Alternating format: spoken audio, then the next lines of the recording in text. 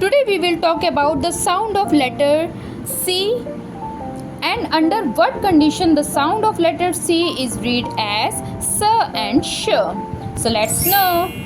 Whenever there are letters E, I and Y after the letter C in a word, then in such situation we will pronounce the sound of C as S. For example, mice, city, cinema, cycle.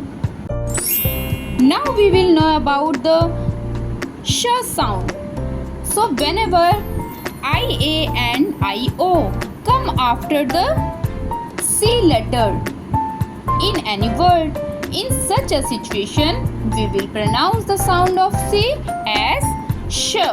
For example, politician, sociology. I hope it would be clear to you.